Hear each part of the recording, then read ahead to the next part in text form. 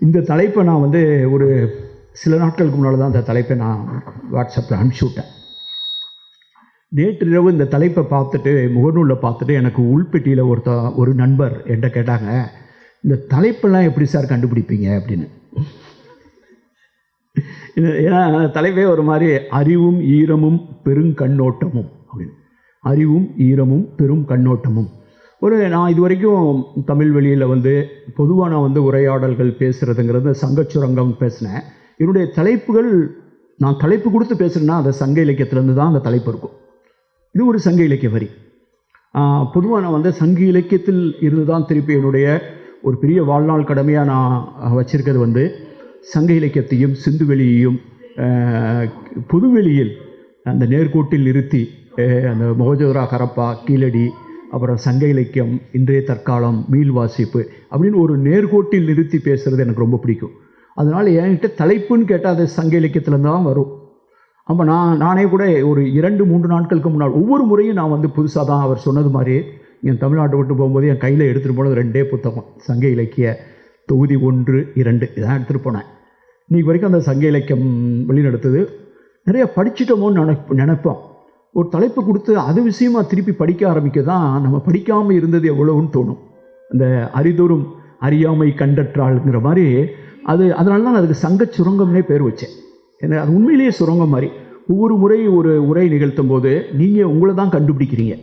அப்போ இந்த அறிவும் ஈரமும் பெருங்கண்ணோட்டமும் இதை ஃபுல்லாக வாசி முடிச்சதுனால இன்றைக்கி மதியத்துக்கு மேலே என்னுடைய கம்ப்யூட்டரில் நான் எப்பயுமே ஒரு அஸ் அட்மினிஸ்ட்ரேட்டர் வந்து புயல், வெள்ளம், ஃபைனான்சியல் மேனேஜ்மெண்ட் இந்த மாதிரி தேர்தல் மேனேஜ்மெண்ட் இருக்கிறனால எனக்கு வந்து எப்பயுமே ஒரு பிளான் ஒன்று இருக்கும். Plan A, plan B, plan C இருக்கும். இந்த போடியம் இல்லாட்டினா பேசுகிறதுக்கு இது எல்லாமே என்னுடைய ஃபோனில் இருக்கும். வேர்டு ஃபைலுக்கு போய் அதை எடுத்து நான் கையில் வச்சுட்டு கொஞ்சம் தேவைன்னா பேசியிருப்பேன். இப்போ போடியம் இருந்ததுனால நான் இந்த இதை வச்சுருக்கேன். ஆக பிளான் 1 பிளான் பியோடு தான் நான் எப்பயுமே இயங்குவேன். அந்த வகையில் வந்து இந்த தலைப்பு வந்து இதில் வர்ற அந்த சொற்கள் எல்லாமே சங்க இலக்கியத்தில் பயன்படுத்தப்பட்ட சொற்கள். இதில் இன்னும் சொல்லப்போனால் பெரும்பாலும் தொல்காப்பியத்திலே பயன்படுத்தப்பட்ட சொல். ஒரு சொல் ஒரு மொழியினுடைய செம்மொழியினுடைய முதல் இலக்கணத்தில் பயன்படுத்தப்பட்டு ஒரு செவ்வியல் இலக்கிய தொகுப்பில் சங்க இலக்கியம் மாதிரி 2000 ஆண்டுகளுக்கு முற்பட்ட ஒரு இலக்கிய தொகுப்பில் பயன்படுத்தப்பட்டு இது ஒரு தற்கால மொழியில் சொன்னால் அதை புரிஞ்சுக்கிற முடியும் அப்படின்னு சொன்னால் அதை விட வேறு என்ன தேவை இருக்குது? ஒரு மொழியினுடைய சிறப்பு நினைக்கிறது வந்து எவ்வளவு தொன்மை முக்கியமோ அந்த அளவுக்கு சிறப்பானது தொடரும் இளமை. அதனால தான் சீரிழமை திறம் வியந்து வாழ்த்துதுமே நம்ம பாடுறோம்.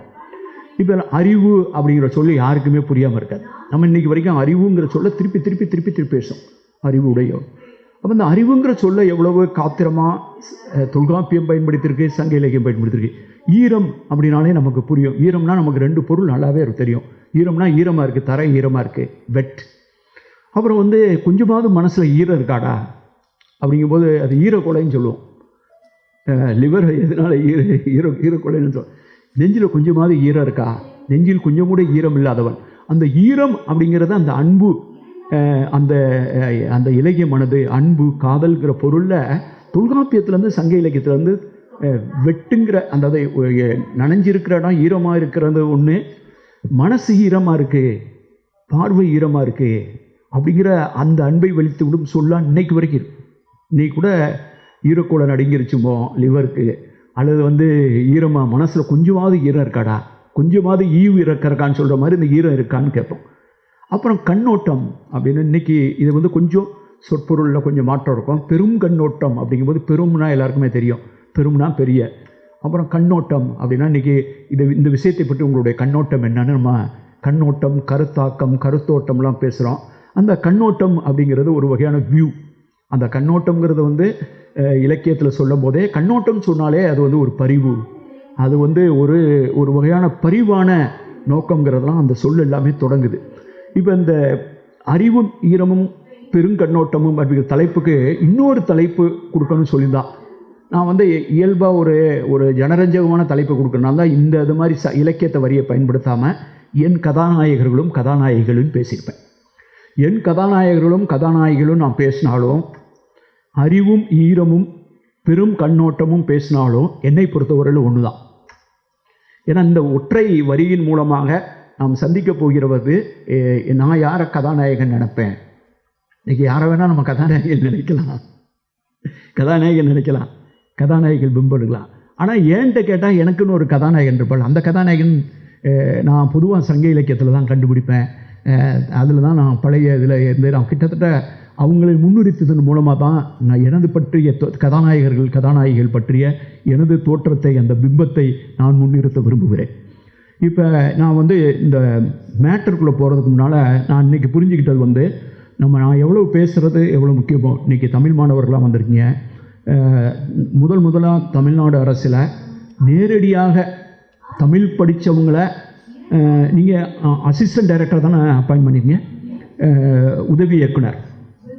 உதவி இயக்குனராக நேரடியாக டிஎன்பிஎஸ்சி மூலமாக இங்கே நியமிக்கப்பட்டிருக்கிற ஒரு 13 பேர் இப்போ உலகத்தமிழ் ஆராய்ச்சி நிறுவனத்துக்கு ட்ரைனிங் வந்திருக்காங்க. இது மாதிரி ஒவ்வொரு நிறுவனம் வாங்க முடிஞ்சால் வாங்கன்னு சொன்னேன். ஏன்னா நான் அவங்க இதெல்லாம் கேட்கணும். ஏன்னா இந்த மாதிரி விஷயங்களை பார்க்குறதா அவங்களுடைய வேலை. இனிமேல் போய் அவங்க தான் அதிகாரிகளாக வேலை பார்க்கணும். அப்போ தமிழ் மாணவர்கள், அப்போ நீங்கள் இதில் கொஞ்சம் கேள்வி கேட்டும் நான் பதில் சொல்லணும்னு விரும்புகிறேன்.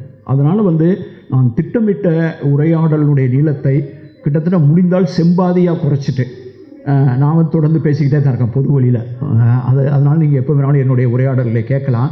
நான் உங்கள்கிட்ட நீங்கள் கேள்வி கேட்டு நீங்கள் இதில் கொஞ்சம் பதில் சொல்லணும்னு நான் விரும்புவேன். முதல்ல இந்த 3 சொல்கள் மட்டும், இந்த 3 சொல் அதுக்கு பின்னால் அதில் எனக்கு முன்னிறுத்துகிற சில பிம்பங்களை நான் சொல்ல விரும்புகிறேன். அறிவு அப்படிங்கிறத தொல்காப்பியத்தில் நீங்கள் நிறையா வரும். தொல்காப்பியத்தில் அறிவு, அறிவதுவே, அதில் ரொம்ப எல்லாருக்கும் தெரிஞ்சது ஒன்று அறிவதுவே, உற்றறிவதுவே, 2 அறிவதுவே, அதனோடு நாவே இப்படிலாம் வரும். அந்த 5 6 அறிவதுவே, அவற்றோடு மனமே அப்படின்னு வரும். ஆறாம் அறிவுன்னு சொல்கிறோம்ல, 7ஆம் அறிவுன்னு சினிமா கூட எடுத்துட்டோம். அப்போ மக்கள் தாமே 6 அறிவு உயிரே அப்படின்னு 6 அறிவு, அறிவுடைமை, 6 அறிவு அப்படின்னு சொல்லுவார். அது மட்டும் கிடத்தாம இந்த அறிவை உடம்படுத்துறதுக்கு ஒருத்தர் 2 பேர் பார்க்கணும், அது எங்கே அந்த அறிவு உடம்படுது. இந்த தலைப்புக்கு இவ்வளவு பொருத்தமாக சங்க இலக்கியத்திலேருந்து தொல்காப்பியத்திலும் கிடைக்கணும். இந்த தலைப்பை நான் சில நாட்கள் சொன்னபோது எனக்கு தெரியவே தெரியாது. இது நான் நேற்று இரவு தொடர்ந்து பயணப்பட்டு இருக்கேன், தொடர்ந்து ஒர்க் பண்ணிட்டுருக்கேன். நேற்று இரவு படிக்கும் போது தான் இது நான் பார்க்குறேன். அப்போ நான் இவ்வளவுக்கு எவ்வளோ நாள் படிக்காமல் இருந்திருக்கேன் அப்படிங்கிறத இந்த சங்க இலக்கியத்தை நம்ம ஏன் தொல்காப்பியத்தை வாசிக்கன்ட்டு. இந்த அறிவு உடம்படுத்தல், ஒரு 2 பேர் காதலிக்கிறாங்க அல்லது 2 பேர் மனம் ஒத்து போகிறார்கள், 2 பேரும் மனம் கலந்து போகிறது அப்படிங்கிறதுக்கு அவங்களுடைய அண்டர்ஸ்டாண்டிங், அவங்களுடைய அறிவு, எனக்கு தெரியும், அதை உடம்படுதல், அவங்க 2 பேரும் ஒத்துப்படுது. இதை யார் அறிவிக்குது அப்படின்னு சொன்னால் தொல்காப்பியர் சொல்வார், நாட்டம் 2 அறிவு உடம்படுத்தற்கு கூட்டி உரைக்கும் குறிப்புரை ஆகும் அப்படின்னு. எனக்கு படித்தது இன்னும் ஞாபகம். நான் முதுகலையில் படித்த அந்த தொல்காப்பியம். நாட்டம் அப்படின்னா, நாட்டம் என்பது கண், 2 கண்ணும். இப்போ நம்ம பொதுவாக இயல்பாக பேசுகிறோம் பார்த்தீங்களா, நோட்டம் பார்க்குறாங்க, போகிற வழியிலே போகும்போது நோட்டம் பார்க்குறாங்க. நாட்டம் என்பது 2 கண். அதுதான் நாடுதல், அதுதான் நட்பு. நடுதல், நாடுதல், நட்பு, இது எல்லாத்துக்கும் கேண்மை, இது எல்லாத்துக்கும் அடிப்படையாக இருக்கிறது காணுதல் தான். காணுதல், காட்சி, காணும் இன்பம். அதை பார்த்தோன்னே ஒரு கண்ணிலேயே பேசினான்னு சொல்லுவான். அடிப்படையில் மிகவும் அடிப்படையான வாய் கண்ணு தான். வாயெல்லாம் அதுக்கு பின்னால் இருக்கட்டும், வாய்க்கே அடிப்படையானது தோற்றுவாய், வாயின் தோற்றுவாய் கண்ணு தான். அப்போ இந்த நாட்டம் 2 அறிவு உடம்படுத்தற்கு கூட்டி உரைக்கும் குறிப்புரையாகும் அப்படின்னு சொன்னதெல்லாம் இந்த 2 தலைப்பை சந்திக்குது. அறிவும் பார்க்குறதும் சந்திக்கிற இடம். அதில் இப்படி ஒரு நூற்பாலை இருக்கும் நான் நேற்று வரைக்கும் கூட நினச்சி பார்க்கல. அப்போ தான் திடீர்னு எனக்கு நினைவுக்கு வந்தது.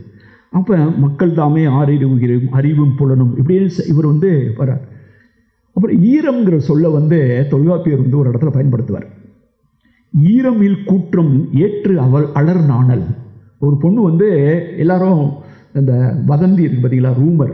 இந்த ரூமர் எல்லாரும் பேசுகிறாங்க, கிராமத்தில் பேசுகிறாங்கன்னு அந்த அலருக்கு வெக்கப்படுறா, நாணப்படுறா.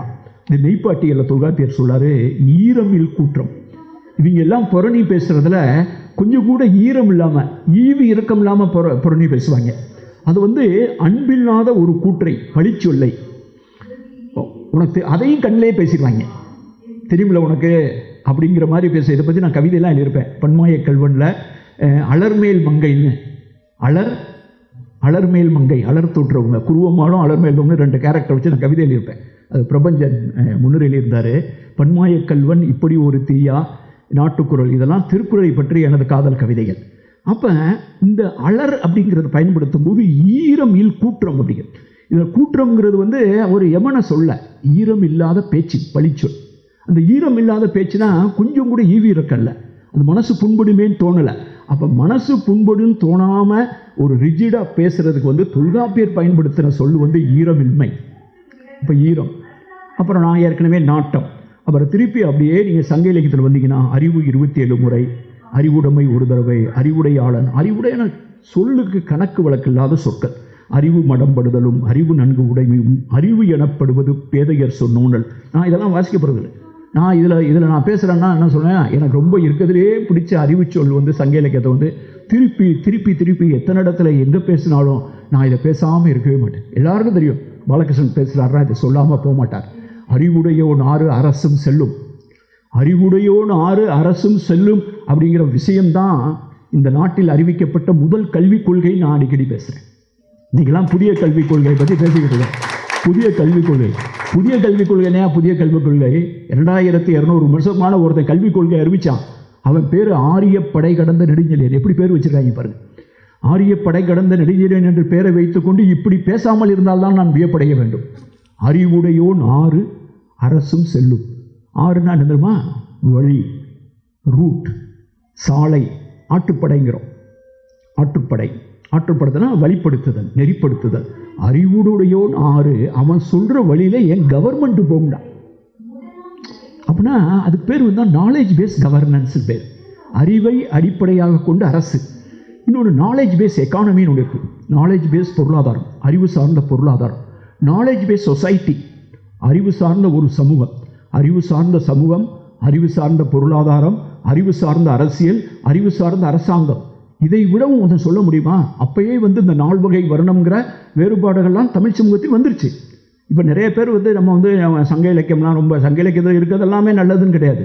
சங்க இலக்கியம் ஒரு பல்லடுக்கு இலக்கியம், அதில் எல்லா விதமான சான்றுகள் இருக்கும். நம்ம சிலர் வந்து இதை மட்டும் எடுத்துகிட்டு அப்பயே இதெல்லாம் இருந்துச்சு, அதெல்லாம் எல்லாம் இருந்துச்சு. அதையெல்லாம் இருந்தால் கூட அதில் நான் விழுமியம்னு முன்னிறுத்துறது என்ன? நான் எதை வந்து ப்ரையாரிட்டைஸ் பண்ணுறேன், நான் எதை முன்னுரிமையாக முன்னிறுத்துறேன்னு சொன்னால் எல்லா வேறுபாடுகளும் இருந்தாலும் அப்பயே இந்த ஆரிய படை கடந்த சொல்கிறான், வேற்றுமை தெரிந்த நாற்பாலுள்ளும். வேற்றுமை தெரிந்த நாற்பாலுள்ளும். வேற்றுமைன்னு தெரிஞ்சு இவன் பெருசு அவன் பெருசுன்னு தெரிஞ்சு 4 வகையாக 4 வே டிவிஷன். அப்படிப்பட்ட ஒரு சமுதாயத்தில் கீழ்ப்பால் ஒருவன் கற்பி, நம்ம கீழ்ப்பால் அப்படின்னு சொல்லி கற்பிதம் செய்யப்பட்ட ஒருவன் கற்றான் என்றால் மேற்பால் அவன் கண் படுமே. நம்ம மேற்பால்னு சொல்கிறவன் அவன்கிட்ட தான் போய் நிற்கும். ஒரு குடி பிறந்த பல்லோருள்ளும் மூத்தோன் வருகை எண்ணாது அறிவுடையோன் 6 அரசும் செல்லும். சீனியாரிட்டிலாம் அதில் கிடையாது. அவர் டேட் ஆஃப் பர்த் என்னை விட 2 வருஷம் முன்னால் இருக்கிறதா? 2 வருஷம் முன்னால். அதனால் என்ன வயசான முட்டாளாக இருக்கக்கூடாதா? என் பாட்டன் தோண்டிய கிணறு என்பதற்காகவே அதில் தோண்டப்பட்ட நீர் நல்லா இருக்குன்னு ஏதாவது தேவை இருக்கா? ஆக அறிவுடையோன் 6 மூத்தோன் வருகன். இதை வந்து நான் வந்து ஒரு ஆகச்சிறந்த ஒரு திறப்பு, ஒரு வெளிச்சம், ஒரு அரசியல், ஒரு பண்பாட்டு அரசியல், ஒரு அரசியல் பெர்சே அரசியல். அதுதான் பண்பாட்டு அரசியல் தான், கல்விக் கொள்கை அதுதான். ஆக இந்த அறிவுடையோன் அப்படிங்கிற சொல்லை பற்றி நான் இன்னும் நிறைய பேச வேண்டியது தொடர்ந்து சங்க இலக்கியம் ஃபுல்லாக. அப்புறம் ஈர நன்மொழி. தொல்காப்பியத்தில் வந்து புரணி பேசுகிறத அழத்தூட்டுறத ஈரமில் அப்படிங்கிற ஒருத்தர் சொன்னால், இங்கே சங்க இலக்கியத்தை நேரடியாகவும் சொல்கிறான். ஈரம் உடைய நன்மொழி. சங்க இலக்கியத்தில் 2 ஈரமும் இருக்குது. தரையில் மழை பெஞ்ச ஈரமும் இருக்குது, நிறையா இடத்துல மழை பெஞ்ச ஈரம் இருக்குது. மழை பெஞ்சு தண்ணி கொட்டி அருவி கொட்டி ஈரமாக இருக்குது. ஆனால் ஈர நன்மொழி, ஈர நன்மொழி, ஈர நெஞ்சு. ஈர நெஞ்சுனா என்ன? Kind heart, kind heart. இப்போ நீங்கள் இதை எங்கே போய் பேசுகிறோங்கிற பொறுத்து இந்த அடைமொழிகளே மாறும். நம்ம ஆங்கிலத்தில் பேசும்போது என்ன சொல்கிறோம், ஒரு விஷயத்த சொல்கிறோம், அவன் சொன்ன விஷயத்தை புறக்கணிச்சுட்டு நம்ம இந்த சைடை திரும்பிட்டு அவன் அசால்ட்டாக இருந்தோம்னு வைங்க, அதுக்கு வந்து ஆங்கிலத்தில் ஒரு சொல்லிருக்கோம், ஹி கோல்ட் ஷோல்டர் தான். I made a statement, he cold shoulder me. Cold shoulder me அப்படின்னா என்ன? கோல்ட்னா குளிர்ச்சியாக இருக்கிறது. கோல்ட் ஷோல்டர்னா ஹி சிம்பிளி டின் பாதர், அவன் என்னை புறக்கணிச்சாங்கிறதுக்கு நம்ம கோல்ட் ஷோல்டர்னு விடும். ஆனால் சங்க இலக்கியத்தை திரும்பி அந்த மாதிரி கோல்டு இருந்தால் தன்னன் அப்படியே தன்னுன்னு அப்படியே ஒரு அழகாக அப்படியே அருமையாக அப்படி குளிர்ச்சியாக இருந்தான். ஏன்னா இங்கே வந்து வெப்பமண்டல பகுதி, இது டிராபிக்கல் ஏரியா. இங்கே வந்து ஜில்லுன்னு இருந்தால் நல்லாயிருக்கும், ஜிகர் தண்டா நல்லாயிருக்கும். இதே போய் நீங்கள் போய் நார்வேயில் போய் அவன் தன்னால், நான் போயிருக்கேன், நார்வேலாம் போயிருக்கேன், -25 டிகிரி -10 டிகிரி எல்லாம் போயிருக்கேன். அங்கெல்லாம் போயிருக்கும்போது பகல்லையும் குளிராக இருக்கும், நைட்டும் குளிராக இருக்கும், மதியமும் குளிராக இருக்கும். நான் போயிருந்தப்போ சூரியனே அரை மணி நேரமோ 1/4 மணி நேரமோ வந்துச்சு. நள்ளிரவில் சூரியன் நாடுன்னு சில நேரங்கள் நள்ளிரவிலையும் சூரியன் இருக்கும், சில நேரங்களில் சூரியனே வராது. அங்கே போய் நீங்கள் வந்து கோல்ட் ஷோல்டர்னா தான் புறக்கணிக்கிறது. அவனுக்கு ரொம்ப ஜாலியாக இருக்குன்னா கதன்ட்டு வார்ம் ரிகார்ட்ஸ் அப்படிமா, வித் வார்ம் ரிகார்ட்ஸ்னு. நம்ம ஊரில் வந்து வார்ம் ரிகார்ட்ஸ்னால் ஏற்கனவே அவன் தன்னால் வேர்த்துக்கிட்டு இருக்கான். இங்கிலீஷில் போய் வித் வார்ம் ரிகார்ட்ஸ் அப்படின்னா வார்ம் வெல்கம் அப்படிமா. நம்ம இங்கிலீஷில் நம்ம பிள்ளைங்க உட்காந்து ரெயின் கோவே கம்மதர். ஊர்லேயே மழையே கிடையாது, கமுதியில், ராமநாதபுரத்தில், சிவகங்கையில் மழையே இருக்காத ஊரில் நர்சரியில் பிள்ளைங்க உட்காந்து ரெயின் கோவே கம்ம கெயின் அனதர் டே அப்படிங்கும். இது அங்கே மழையாக பெஞ்சிக்கிட்டு இருக்க ஊரில் ஒருத்தன் ரெயின் கோவே கம்மதர். சூரியன் வந்துட்டாலே ரொம்ப வியப்பாக இருக்கும். நமக்கு எப்படா வெயில் இருக்குன்ட்டு இப்போ தான் ஏசிலாம் வந்துருச்சு, தன்னால் சட்டையை கழட்டி போட்டு தான் தூங்கிட்டு இருப்போம். அப்போ இந்த ஈர மாலை, ஈர நெஞ்சின், அப்போ ஈர நெஞ்சுங்கிறத சங்க இலக்கியம் சொல்லுது. அப்போ இந்த அன்பும் அறிவும் ஈரமும் அப்படின்னு இந்த தலைப்பை கொடுக்கும்போது நான் நினைக்கவே இல்லை, பெரும் கண்ணோட்டமும். அப்போ இந்த ஈரத்தின் அப்படிங்கிற சொல்லலாம், ஈரத்துள், இதெல்லாம் நாருடை நெஞ்சத்து ஈரம் பொத்தி, நாருடை நெஞ்சத்தின் ஈரம் இல்லாத இவன் தந்தை பெண்டிரில் ஈரம் உடைமையின் நீர் ஓர் அணையை. இவனை அன்பாக இருக்கிறதுனால நீ தண்ணி மாறிடாங்க, அவ்வளோ அழகா. ஈரமில் கேள்வன் ஒன்று விட்டு போயிடான், அவன் பழகினவன், அவன் ஈரமில் கேள்வன். அறிவும் ஈரமும் பெருங்கண்ணோட்டமும். இது இப்போ இந்த கண்ணோட்டம்ங்கிறதே சினநே காமம் களி கண்ணோட்டம். இது எல்லாம் நீங்கள் அப்படியே வந்து திருக்குறள்களை வந்தீங்கன்னா முறை எனப்படுவது கண்ணோடாது உயிர் வவ்வல்னு கலித்தொகையில் சொல்லுவோம். அறிவும் ஈரமும் பெருங்கண்ணோட்டமும். அப்புறம் திருக்குறளை கணக்கே கிடையாது. திருக்குறளை வந்தீங்கன்னா அந்த அறிவு, ஈரம், அப்புறம் இந்த கண்ணோட்டம், இதெல்லாம் வந்து நீங்கள் திருக்குறள் நுழைஞ்சவுடனே அந்த ஜானரே எங்கேயோ போயிடும். திருக்குறளில் வந்து அறிவுங்கிறது மட்டும் 21 திருக்குறளில் அந்த சொல்லு, அறிவு, அறிவுடைமாமை, புல்லறிவாண்மை, கல்வி, கல்லாமை, இதில் முழுக்க பேசுகிறது திரும்பி பெருமவற்றில் யாம் அறிவது இல்லை, அறிவு அறிந்த மக்கள் பேருன்னு சொல்ல, அந்த கூட அறிவு.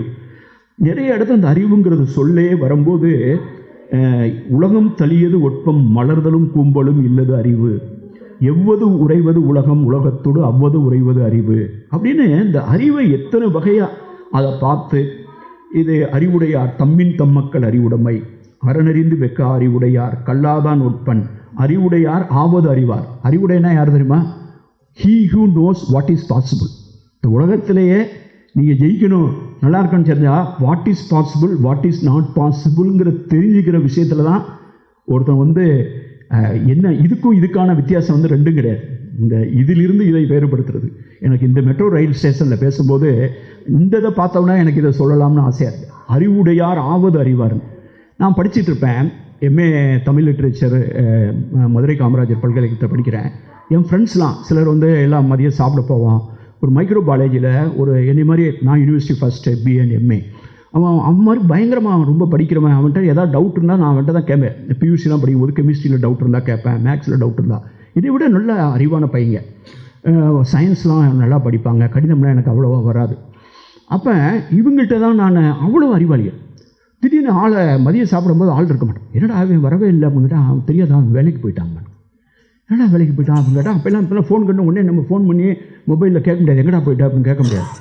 அவனை நான் ஒரு 7-8 வருஷத்துக்கு முன்னால் ஒரு மழை நாளில் ஒரு ரயில்வே இதில் பஸ் ஸ்டாப்பில் சந்தித்தேன். டிடிஆர் தான், மானாமதுரையில் டிடிஆர் இருக்கேன். நான் இப்போ பத்திரிக்காரனாக இருக்கேன், நான் ஏஎஸ் எழுதிட்டுருக்கேன். அப்போ எனக்கு தெரிஞ்ச ஃப்ரெண்ட்ஸ்லாம் வந்து என்னை வந்து அப்ளை பண்ண சொல்லுவாங்க. இதில் பேங்க்லேருந்து அப்ளிகேஷன் வரும், பேங்க்கு கமர்ஷியல் கிளர்க்னு வரும், பேங்க்கு ப்ரொபேஷனரி ஆஃபீஸர்னு எக்ஸாமுக்கு ஆல் பண்ணுவாங்க. குரூப் 4க்கு வரும், குரூப் 2, குரூப் 3, குரூப் 1, இதுக்கெல்லாம் அட்வர்டைஸ்மெண்ட் வரும். ரயில்வேல கமர்ஷியல் கிளர்க்குன்னு திடீர்னு என் ஃப்ரெண்டு ஒருத்தர் வந்து அப்ளிகேஷன் வாங்கி என் கையில் திணிக்கிறான், நீ ஃபில்லப் பண்ணுங்கிறான். அப்போ என்னடா அவன் ரயில்வேங்கிறான், கமர்ஷியல் கிளர்க்குங்கிறான், அவன் அப்ளை பண்ணால் நம்மளை போட்டு நோண்டிகிட்டே இருக்கானுன்ட்டு நான் இறங்கி பஸ் ஸ்டாண்ட் இது மாதிரி இறங்கி எங்கள் மதுரை ரயில்வே ஸ்டேஷனில் கமர்ஷியல் கிளர்க்னால் எனக்கு புரியவே இல்லை. உடனே அங்கே போய் நாங்கள் எங்கள் யூனிவர்சிட்டியிலேருந்து வரும்போது அந்த ட்ரெயினில் இறங்கி போகும்போது அங்கே ஒருத்தர் நின்று இங்கே கமர்ஷியல் கிளர்க் யாருன்னு கேட்டேன். எனக்கு அப்போ தெரியாது. அவர் கூட்டு வந்து இங்கே இந்த இது வாங்கினீங்களே, டிக்கெட் வாங்கினீங்களே, அந்த பிளாட்ஃபார்ம் டிக்கெட்டு, அது சைடில் உட்காந்துருக்காரு அவர் தான். நான் வேணுமே போய் அவரை போய் குனிஞ்சு பார்த்தோன்னே என்னன்னு கேட்டார். ஒன்று வேணாம், உங்களை பார்க்குறதுக்கு தான் வந்தேன். அதே மாதிரி பேங்க்கில் வந்து ஒரு சொல்லுவானுங்க, நான் பேங்க்குக்கு போவேன், SBI பிரான்ச்சு, அங்கே போய் கேட்பேன், இவர் யாருங்க கேட்டால் டெல்லர் மிஷின் அங்கே உட்காந்துருக்காரு அவர்னு. நான் யோசிச்சு பார்ப்பேன், 30 வருஷம் என்னால் இப்படி உட்காந்துருக்க முடியுமா? 20 வருஷம் உட்கார முடியுமா? 30 நாள் கூட நான் உட்கார மாட்டேனே. அப்படிங்கும்போது என் வாழ்க்கையிலேயே எல்லாரும் சொல்லுவாங்க, தமிழ் படித்தா வேலை கிடைக்காது, அது கிடைக்காது, அங்கே இருக்க முடியாது, வேலையே கிடைக்காதுமா. நான் ஒரு நாள் கூட வேலை இல்லாமல் நான் வேலையில் சேர்ந்து 30 நாளைக்கு மேலே தான் ரிசல்ட்டே வந்துச்சு. நான் தினமணியில் வேலை பார்த்தேன், 30 நாளைக்கு மேலே தான் ரிசல்ட்டே வந்தது. அதுக்கு பின்னால் நான் எழுதுகிற ஒரே பரீட்சை IAS, ஒரே அட்டம்ப்ட்டு, நான் வேறு எதுவுமே எழுதலை, மாட்டேன்னு சொல்லிட்டேன். அப்ளிகேஷன் வாங்கிட்டு வந்து கையில் கொடுத்து திணிச்சு எழுத சொல்லுவாங்க. நான் மாட்டேன் தமிழ் அடிஞ்சால் கூட எழுதியிருப்பேன். நான் ஏன் அந்த விண்ணப்பத்தை பூர்த்தி செய்யவில்லை என்றால் எனக்கு ஒரு பயம், நான் தேர்ச்சி பெற்று விடுவேன் என்று. தேர்ச்சி பெற்று விடுவேன் என்ற அச்சத்தால் நான் பரீட்சையிலே எழுதினதில்லை. நான் ஒரே ஒரு தேர்வு, அதை நான் வந்து இப்போ யோசித்து பார்க்கும்போது இந்த இதை வாசிக்கும் போது என் மனசில் வருது பேசணும். ஆவது அறிதல். I was thinking it was possible. 79 தான் IAS தமிழில் எழுதலாம் என்று இந்த நாடு பாராளுமன்றத்தில் நிறைவேற்றியது. அதற்கு 5 ஆண்டுகளுக்கு பின்னால் அதை முதலில் காரியமாக்கி காட்டினேன். ஆனால் எனக்கு வந்து இது ஆவது, லக்கெல்லாம் கிடையாது, லாட்ரி சீட்டு கிடையாது, இது ஆவது அப்படின்னு எனக்கு தெரியும். அப்படி இல்லாட்டா பரீட்சை நடக்கிறதுக்கு முன்னாலே 6 மாதத்துக்கு முன்னால் தினமணி ஆஃபீஸில் ஆர் பாலகிருஷ்ணன் IAS போட்டு கையில் அப்படியே எடுத்து அச்சை ஒன்று ஒன்றா ஆர் போட்டு புள்ளி வச்சு பாலகிருஷ்ணன் எடுத்து அதை வந்து அப்படியே வச்சு அதில் மைய தடவி அச்சடித்து அதை ஒரு விசிட்டிங் கார்டு மாதிரி கட் பண்ணி என் பர்ஸில் வச்சிருந்தேன். பரீட்சை எழுதுறதுக்கு 6 மாதத்துக்கு முன்னால் I know that I was an IAS officer. எங்கள் அம்மா ஒரு நேர்த்தி கடை வச்சுருந்தாங்க, எங்கேயோ போய்கிட்டு இருக்க தலைப்பை விட்டுட்டு, பட் திடீர்னு இதில் வந்துருச்சு, வேறு வழி இல்லை. எங்கள் அம்மா ஒரு நேர்த்தி கடை வச்சுருந்தாங்க. வந்து நாங்கள் டெல்லியில் நானே எங்கள் அண்ணனும் தான் இன்டர்வியூ போயிட்டு இதே மாதிரி ட்ரெயினில் வந்து தான் இதே சென்ட்ரல் ஸ்டேஷனில் இறங்கணும். டெல்லியிலேருந்து இன்டர்வியூ முடிச்சு இந்த சென்ட்ரல் ஸ்டேஷனில் வந்து இறங்கினோன்னே எங்கள் அம்மா என்ன சொல்கிறாங்க, நான் வந்து சிவில் சர்வீஸ் வந்துட்டேன்னு சொன்னால் எனக்கு வந்து திருப்பதியில் மொட்டை போட்டுறேன். எனக்கும் அது சூட்டபிளாக இருந்துச்சு. ஏன் சூட்டபிள்ங்கன்னா, எங்கள் ஆஃபீஸில் வந்து நான் சிவில் சர்வீஸ் ப்ரிப்பேர் பண்ணிக்கிட்டு இருக்கேன், திடீர்னு எனக்கு வேறு டியூட்டி போட்டு விட்ருவாங்க, இல்லைன்னா எவனாவது லீவில் போயிடுவான். அப்போ நம்ம டெல்லிக்கு வரதோ இன்டர்வியூக்கு போகிறதோ வந்து சப்போர்டேஜ் பண்ணிடுவாங்கன்னு எனக்கு ஒரு பயம். நான் யார்ட்டையுமே சொல்லலை பரீட்சை எழுதுறேன்ட்டு. இப்போ திடீர்னு 2-3 பேர் உடம்பு சரியில்லைன்னா நீங்கள் எப்படி சிவில் சர்வீஸ் எழுதுறது முக்கியமாக வேலையை விட்டு போகும்பாங்க, ஏதாவது சொல்லுவாங்க, ஏதாவது பிரச்சனை பண்ணிடுவாங்கன்ட்டு நான் எவன்ட்டையுமே சொல்லவே இல்லை. பரீட்சை எழுதுறது எங்கள் வீட்டில் தெரியும், எனக்கு தெரியும், அவ்வளோதான், யாருக்குமே தெரியாது. நான் போய் கிளாஸ் எடுப்பேன். ப்ரிப்பேர் பண்ணுறவங்களுக்கு எனக்கு 200 ரூபா கொடுப்பாங்க ஒரு கிளாஸ் எடுத்தால். அவங்களுக்கு டீச் பண்ணுவேன், நான் பரீட்சை எழுதுவேன். நான் ஒரு கேண்டிடேட்டு இங்கே வந்து எழுதி டெல்லியில் வந்து இங்கே இறங்குறேன். எங்கள் அண்ணன் யோசிச்சு பார்த்தேன், வெளியில் வந்து கேட்டார், ஐ மீன் அப்படிங்கிறேன், ஐ மேக்கிங் இட் அப்படிங்கிறேன். ஏற்கனவே 6 மாதத்துக்கு முன்னாலே பிரிண்ட் வச்சுருக்கேன். உடனே இறங்கணுன்னு எங்கள் அண்ணன் சொன்னேன், இங்கே இருந்தால் போய் நம்ம இந்த பஸ் ஸ்டாண்ட் இருக்குல்ல, நம்ம இதுக்கிட்ட பாரிஸ்காரன்ட்ட, அப்போ தான் பஸ் ஸ்டாண்டு வந்து வெளியூருக்கு போகிற பஸ் தான் ஒரு பஸ் ஸ்டாண்டு இங்கே இருந்தது. அங்கே இருந்தால் நீங்கள் திருப்பதி எங்கெல்லாம் போகிறதா போகணும், ஆந்திரா போக்குவரத்து நான் சொல்கிறேன், போய் ஒரு மொட்டையை போட்டு போயிடுவோம் அப்படின்னு. லட்டு கிட்டலாம் வாங்கிட்டு போய் ஆஃபீஸ்லேயும் கொடுத்த மாதிரி இருக்குன்ட்டு. அப்போ எங்கள் அண்ணன் சொல்கிறாரு, ரிசல்ட் வர்றதுனால நம்ம போய் அப்படிலாம் செய்யக்கூடாது, இருக்குன்னு மொட்டை போடுறதுதான்னு கேட்டேன். அப்போ ரிசல்ட் வரனால் சாமி குத்துமாயிரும் அப்படிங்கும்போது நான் சொல்கிறேன், இப்போ ரிசல்ட் வர்றது ஏப்ரல் 26 இன்டர்வியூ. நான் இங்கே திருப்பி அங்கே தாஜ்மஹால்லாம் போயிட்டு 29 என்னமோ இங்கே வந்து இறங்கியிருக்கோம். ரிசல்ட்டு மே 20 வரும். நான் வந்து ஜூலை ஆகஸ்ட்டில் போய் ட்ரைனிங் போய் சேரணும். அப்போ போய் நான் வந்து ரிசல்ட் வந்ததுக்கு பின்னால் போய் மொட்டை போட்டேன்னா முடி கொஞ்சம் தான் வளர்ந்துருக்கும். அப்போ அந்த நேரத்தில் நம்ம அங்கே போகும்போது பொம்பளை பிள்ளைங்க தான் எல்லோரும் இருப்பாங்க.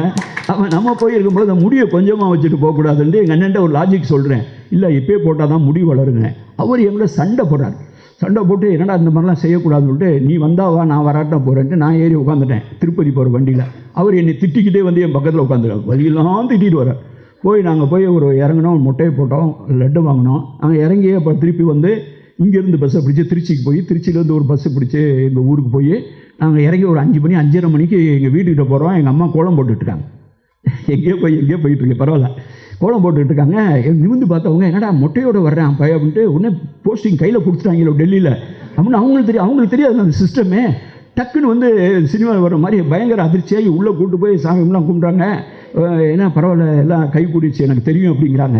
எங்கள் அண்ணன் மெதுவாக முடிச்சு பார்த்துட்டு உன் மகன் மொட்டை போட்டு வந்திருக்காமா, இன்னும் ரிசல்ட் இன்னும் 40 நாள் 45 நாள் தான் வருமாங்க. என்னப்பா அப்படின்னாங்க, சாமி குத்தமாயிருந்து. அப்போ ரொம்ப விசாரணை நடக்குது, எப்படி மொட்டை போடலான்னு. நான் சொன்னேன் 2 பாசிபிலிட்டி. இப்போ பார்த்தீங்கன்னா இப்படியும் கொண்டு வந்திருக்கேன், இப்படியும் கொண்டு வந்திருக்கேன். 2 பாசிபிலிட்டி. ஒன்று நான் வர்றேன், இல்லைன்னா வரல. சிவில் சர்வீஸில் வந்துடுவேன்னு எனக்கு தெரியும். அதனால் நான் போகும்போது எனக்கு முடி வளர்த்துட்டு போகணும்னு நினைக்கிறேன். ஒரு வேளை நீங்கள் நினைக்கிற மாதிரி நான் வராமல் போயிட்டீங்கன்னு வச்சுக்க, ஏன் முடி வளர்ந்துடும். Plan B. இதில் எனக்கு என்ன போச்சுக்கிட்ட. அப்போ நான் இதை வந்துடுவேங்கிற நம்பிக்கையில் நான் மொட்டை போடாம மொட்டைன்னா நான் கொஞ்சம் முடிவோட தானே போய் நிற்பேன். ஆவது அறிந்தேன் பாசிபிள். நான் இதை பார்க்கலாம், என்னடா திருவள்ளுவர் இப்படி சொல்லியிருக்காருன்னு நான் யோசிக்கிறேன். ஆக இந்த அறிவும் ஈரமும் பெரும் கண்ணோட்டமும், இந்த மூணையும் பார்க்கும்போது தான் என்னுடைய கதாநாயகர். என்னுடைய கதாநாயகரும் அறிவுடையவர்கள், அதைவிட முக்கியமாக ஈரமுடையவர்கள், அதைவிட முக்கியமாக பெரும் கண்ணோட்டம் உடையவர்கள். இன்னைக்கு தேதிக்கு நான் அதை இன்டர்பிரேட் பண்ணால் பெரும் கண்ணோட்டம்னா வியூ. கண், நீங்கள் நல்லா யோசிச்சு பாருங்க. ஆங்கில சொல்ல வியூ, ப்ரிவ்யூ முன்னோட்டம், முன்கூட்டியே பார்க்கறது. ப்ரிவ்யூ, அதை review, view. What is your வியூன்னு கேட்குற ஒருத்தரை போய், உன்னுடைய இதை பற்றி நீ என்ன நினைக்கிற, இதை பற்றி என்ன நினைக்கிறங்கிறத வாட் இஸ் யுவர் வியூ தான் விசன். எவ்வளோ அருமையாக மொழிகள் சிந்திக்குது பார்த்தீங்களா. அப்போ அந்த கண்ணோட்டம், உன்னுடைய கண்ணோட்டம் என்ன, நீ என்ன நினைக்கிறாய், உன்னுடைய கருத்தோட்டம் என்ன. கண்ணோட்டம் என்பது கருத்தோட்டம். இன்னைக்கு தேதிக்கு பெரும் கண்ணோட்டம் என்பது ஒரு பரந்த பார்வை என்று நான் நினைக்கிறேன். ஒரு பரந்த கண்ணோட்டம், பரந்த மனசோடு இருக்கான்னு சொல்கிற பார்த்தீங்களா. பரந்த மனசுனா என்ன, அவனுடைய கண்ணோட்டம் பரந்ததாக இருக்கிறது. ஆக அறிவும் ஈரமும் பெருங்கண்ணோட்டமும் உடைய சில கதாநாயகிகளையும் நான் சந்தித்திருக்கிறேன்.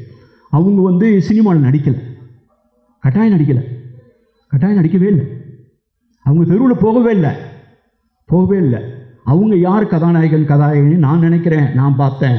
அறிவும் ஈரமும் பெரும் கண்ணோட்டமும் உடைய கதாநாயகிகள் அந்த ஆரியப்படை கடந்த நெடுஞ்செழியன் மாதிரி சிலதை நான் இந்த பாட்டு எங்கே வருதுங்கிறத முதல்ல சொல்லிவிட்டு அதுக்கு பின்னால் இதை பற்றி இந்த அடுத்து ஒரு 10 நிமிஷம் அதுக்கு பின்னால் நான் பேசுகிறேன்.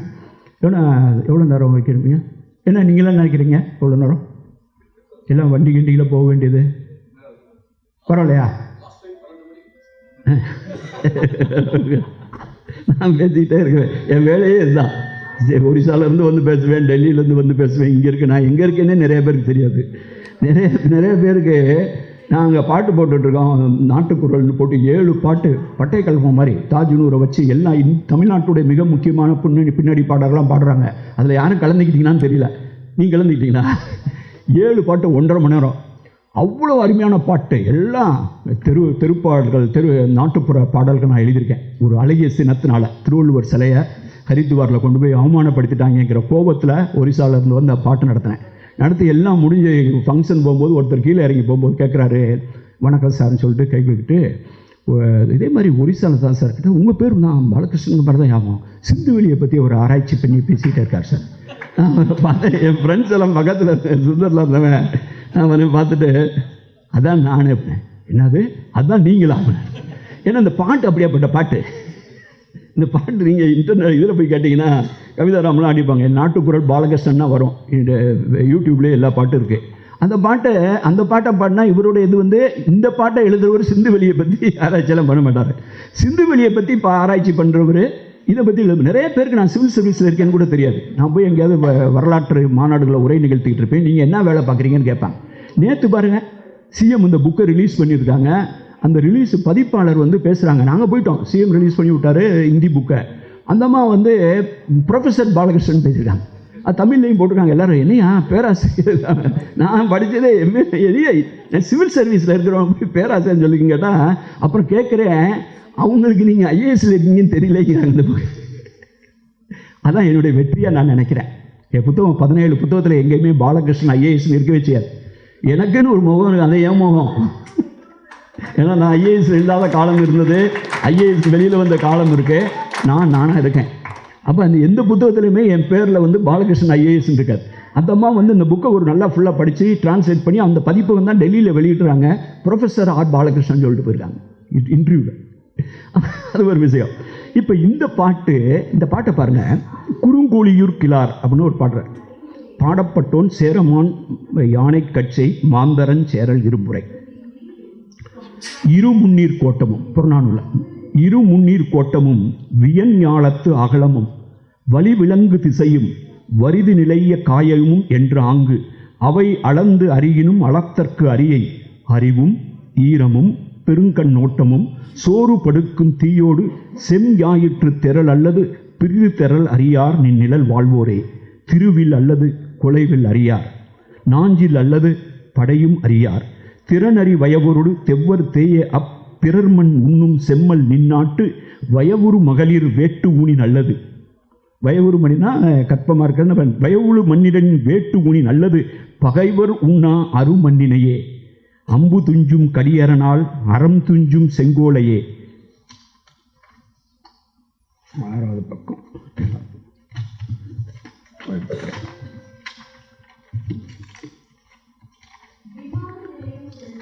அப்படின்னு இந்த பாட்டில் வந்து 7ஆம் பக்கம் 2 4 5 6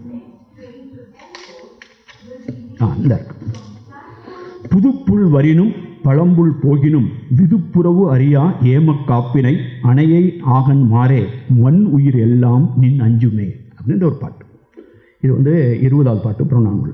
இதுக்கு நான் எளிய தமிழ் உரையை நான் சொல்கிறேன். பாண்டியராஜா அவருடைய அந்த வெப்சைட்டை நீங்கள் பார்க்கலாம். தமிழ் கண்கார்டன்ஸ் சொல்ல அவர் ஒரு கணித பேராசிரியர். அவர் புகழை பாடுவது எனது பணிகளில் ஒன்று. அவர் ஒரு மாபெரும் பணியை தமிழுக்கு செய்திருக்கிறார். பெரிய கடலின் ஆழமும் அகன்ற உலகத்தின் பரப்பும் காற்று எங்கும் திசையும் எந்தவித பற்றுக்கோடுமின்றி நிலை பெற்ற ஆகாயமும். நல்லா இருக்குல்ல? ஆகாயம் வந்து எந்தவித ஜஸ்ட் ஹேங்கிங், எந்தவித பற்றுக்கோடும் என்று நிலை பெற்ற ஆகாயம். நிலையாமல் இருக்கு. It's not hang, it's just hanging என்று சொல்லப்படுகிற அவை அனைத்தையும் அளந்து அறிந்தாலும் நீ அளப்பதற்கு அறியவன். இது வந்து ஒரு மிகையாக ஒரு தலைவனை பெருமைப்படுத்துகிற பாட்டு தான். அதை நீங்கள் அப்படி தான் எடுத்துக்கணும். ஒரு வானத்தை நீ நிலாவோட பெரியவன் சூரியனை விட அப்படின்னு சொல்ல ரைட்டு. ஒரு மன்னன் இருந்தால் அப்படி ஒரு இதானே இருக்கும். நம்ம இப்போ 23ஆம் புலிகேசி படம்லாம் பார்த்துருக்கோம்ல. ஒரு பின்னால் வந்து வரலாற்று அறிஞர்கள்லாம் பார்க்கும்போது பாடி பில்டப்பாக இருந்தால் சூர்யா மாதிரி இருந்தால் தானே நல்லாயிருக்கும்.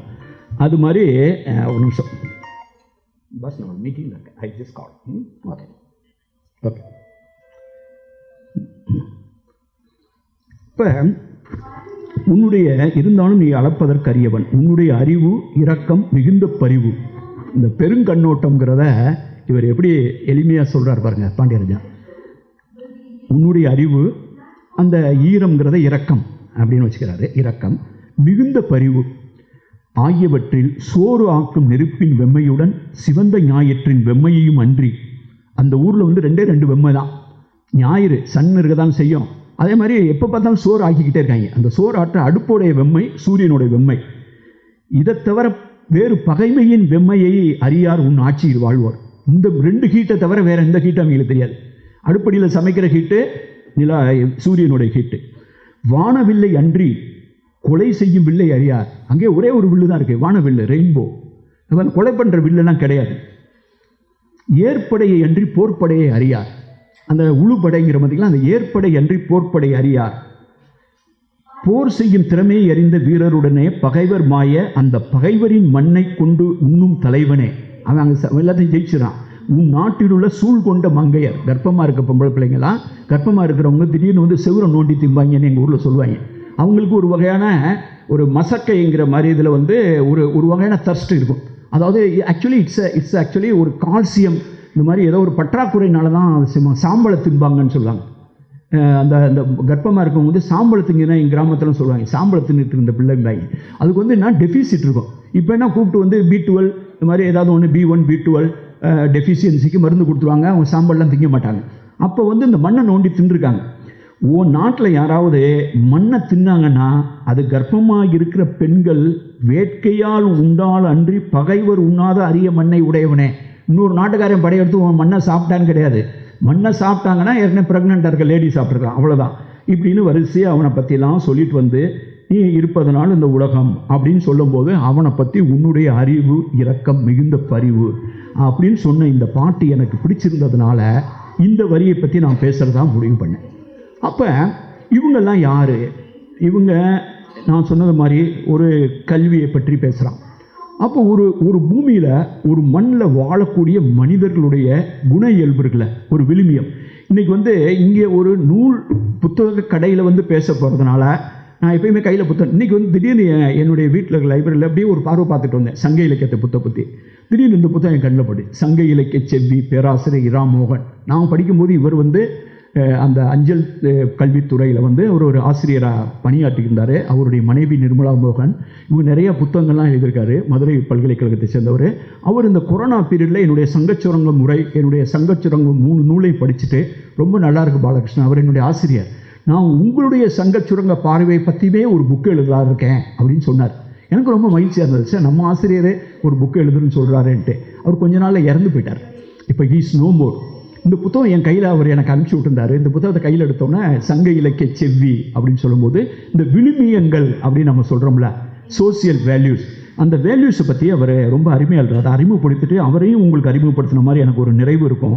என்னுடைய ஆசிரியர் அவர் எழுதுகிற அந்த விழுமியங்களை பற்றி அவர் ஒரு சில விஷயங்களை சொல்கிறார்.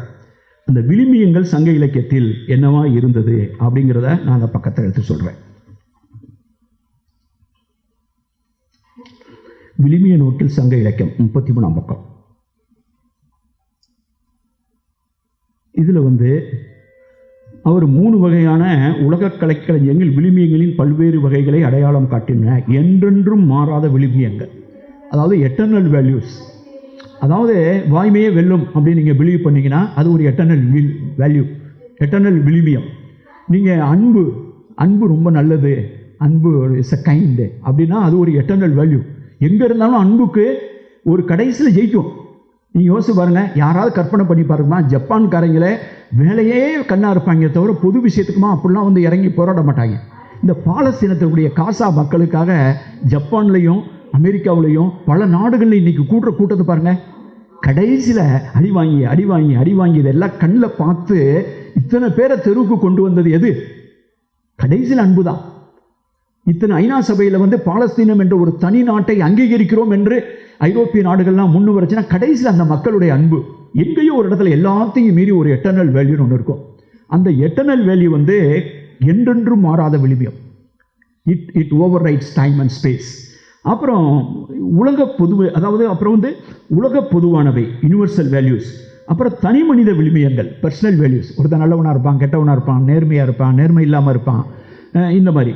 அப்புறம் சமூக விழுமியங்கள், சோசியல் வேல்யூஸ். இதெல்லாம் இந்த புத்தகத்தில் ரொம்ப அருமையாக பேசியிருக்கார். இப்போ இதை இந்த புத்தகத்தை உங்களுக்கு அறிமுகப்படுத்தி வைக்க வச்சேன். இது ஒரு புத்தக கடைங்கிறதுனால இவர் வானதி பதிப்பத்தில் போட்டிருக்காங்க. எனது ஆசிரியர் எழுதியிருக்கார்.